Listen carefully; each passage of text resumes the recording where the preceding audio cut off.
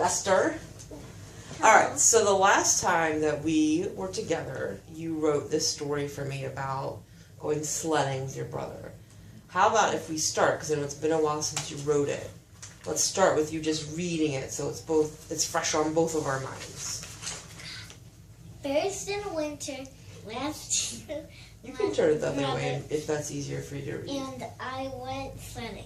Next I got on that weekend I had fun. Excellent. You have a lot of good stuff in there. Okay, so how do you think, before I start talking to you, how do you think it went with the story? What do you think about the story now that you're reading it again? Well, the first time I read it kind of like I skipped some like important details. Oh, okay. Like what kind of details do you think maybe you see? skipped? Like I said, I got ready to push my brother on the hill, but I didn't say that I fell backwards and the sled came backwards on me. Cause I just said, like the sled, when it came all the way down, it was on half of my face. I didn't like say how fast it came down or anything. I see. Well, actually, you know what? You kind of read my mind, because when I listened to this story, I think you have a really good start of a story here. Like, it's very well organized, and I kind of understand what's happening. But you're right, there were a lot of more details that I wanted to know. Have you talked at all in school about painting a visual picture or a mental picture? Like in your brain? Yeah. So, like, when you read, if you're painting a mental picture, what does that mean? Yeah. So, like, sometimes people read books with no pictures in them, and, like, you like, visual it in your brain. Like, when I was little, before I went to elementary school, my family was talking about it, and, like, I imagined the school looking a lot different. Oh. So, when you were talking with your family, because I know Noah went to that school before you, right? Did he give you any details about it that kind of helped you picture it better in your head? He said, like, it's fun, and there's a lot of classes, and everything's, like, really organized. Nice. So, when you're talking to someone, or when you're reading a book, like you said, a lot of times we try to imagine it in our head. So when we're writing, we want to think about the people who are reading our stories and help them do the same thing too. So, like, then you think about writing something and you, like, picture it in your head. Right. And then you, like, know how to describe it and things. You got it. So let's think about, don't even look at the writing yet. But just think about that day. Do you remember that day that you're writing about here? Why don't you just tell me about it and help me try to visualize it? So give me all the details you can think of. So Noah and I took out the sled one day and we went on top of the hill.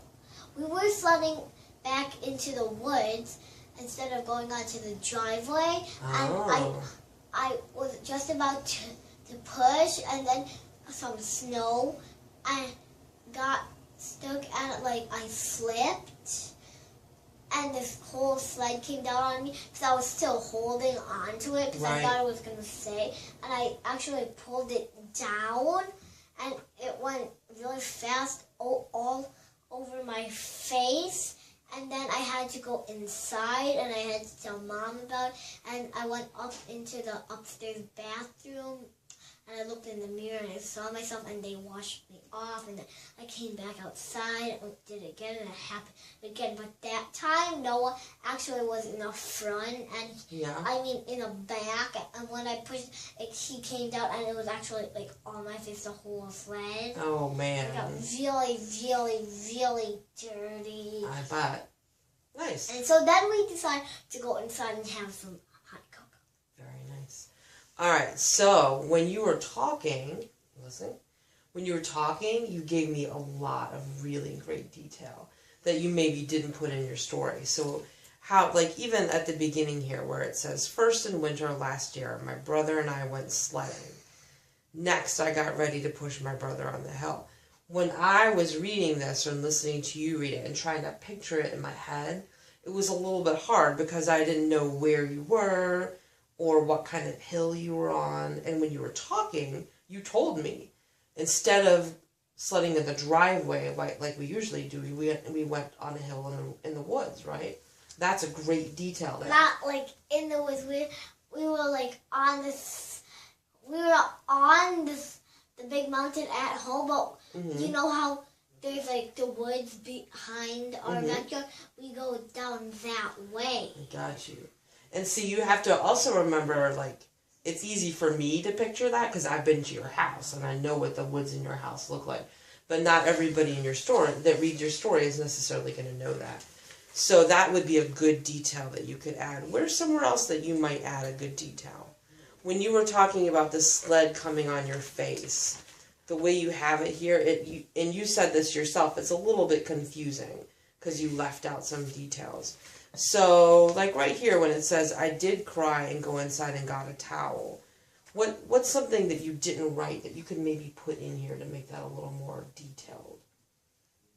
Like, I went inside and told my mom about it.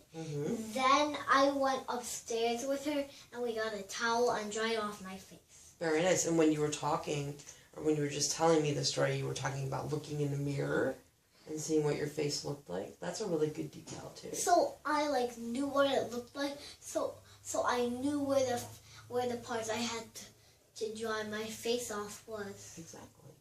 So do you think that you have some idea how you could maybe make this even better than it already is now? Yeah, so you're going to work on putting some details into it, right? All right, sounds great.